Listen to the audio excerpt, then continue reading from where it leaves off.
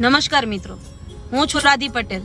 મારે વાત કરવી છે સુરાપુરા ધામ ભોળાદ વિશે.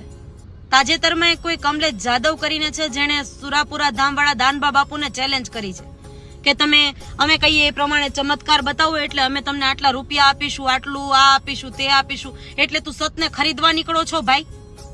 અને પહેલી વાત તો એ કે ભોળાદ વાળા કયા એવા કાર્યકર્તાએ તારી પાસે રૂપિયા માંગ્યા કે કોઈને ઠગ્યા? અરે એ તો નિસ્વાર્થ ભાવે લોકોને જમાડવાનું કામ કરે છે. નાની વયના લોકોને નશામાંથી મુક્તિ અપાવડાવે છે, જે કાલનું ભવિષ્ય છે. અરે નાની વયના લોકોને ધર્મ બાજુ વાળે છે. તને તકલીફ ક્યાં છે? હિન્દુ ધર્મને ટાર્ગેટ કેમ કરવામાં આવે છે? એવા ઘણા ધર્મ વાળા પાખંડ કરે છે, એનું ઉઘાડું પાડ ને, એનો પર્દાફાશ કર ને.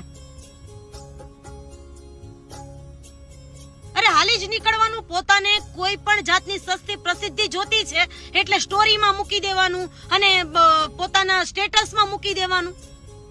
સત હોય ને તો જ ત્યાં આટલા લોકો આવતા હોય, નહીતર કઈ કોઈ એવા આંધળા ભક્ત તો છે જ નહીં કે આવી રીતના લોકો ત્યાં જાય. લોકોને પરચા મળ્યા છે, લોકોના કામ થયા છે, અને એ પણ એક રૂપિયો લીધા વગર. ઓનલાઈન રજીસ્ટ્રેશન થાય છે, પેલા તું બધું ચેક કરી લે કે એ લોકો ક્યાંથી રૂપિયા લાવે છે અને શું કરે છે. એટલે આ બધા તારા ધંધા બંધ કરીને જે કરતો હોય ને એ કર ભાઈ. ધર્મની ઉપર આંગળી ચીંધવાનો તને કોઈ હક નથી. નમસ્કાર મિત્રો, હું છું રાધી પટેલ. મારે વાત કરવી છે થોડા સમય પહેલા મને જે અનુભવ થયો એની. થોડા સમય પહેલા હું કષ્ટભંજન હનુમાનજી મહારાજના મંદિરે દર્શન કરવા માટે ગઈ હતી અને ત્યાંથી પરત ફરતા સુરાપુરા દાદા ભોળાદનું બોર્ડ આવ્યું. એટલે આની પહેલા અમે રસ્તા ઉપર નીકળ્યા છીએ, પણ પછી જઈશું એવું વિચારીને માંડી વાળ્યું હતું.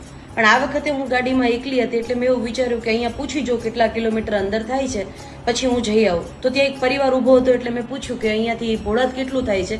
તો એમણે મને એવું કીધું કે અહીંયાથી 8 કિલોમીટર થાય છે, તમે જતા રહો.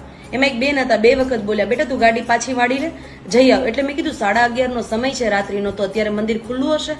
તો એમણે મને એવું કીધું કે મંગળવાર છે એટલે આજે મંદિર ખુલ્લું હશે, તારા નસીબમાં દર્શન છે, તું જઈ આવ. એટલે હું ત્યાંથી ભોળાદ જવા માટે નીકળી. 5 કિલોમીટર આગળ ગઈ, 5-6 કિલોમીટર જેવું, એટલે એક ડાયવર્ઝન જેવો રોડ આવ્યો, એકદમ કાચો રોડ. એટલે આગળ પાછળ કોઈ હતું નહીં, એટલે મને થોડો ડર લાગ્યો કે હું એકલી છું, હવે આગળ કદાચ હું અટવાઈશ તો કોને પૂછીશ, કોને કહીશ. એટલી જ વારમાં ત્યાં એક ભરવાડના ભાઈ આવ્યા અને એમણે મને એવું કહ્યું કે ભોળાદ જવું છે? મેં કીધું હા દાદા ભોળાદ જવું છે. તો કે અહીંયાથી તમે આગળ જતા રહો અને એકલા છો? મેં કીધું હા. તો કે ચિંતા કરવા જેવું કાંઈ નથી, આ રસ્તા ઉપર સુરાપુરા દાદા બધાની રક્ષા કરે છે. ત્યારે મેં માની લીધું કે આજથી 900-950 વર્ષ પહેલા ગંગાબા અને વિક્રમસિંહના દીકરાએ જેમ ચારણની દીકરીની રક્ષા કરવા માટે પોતાના માથા આપી દીધા હતા, એ હાજરા હાજર છે ને આજે પણ રક્ષા કરે છે.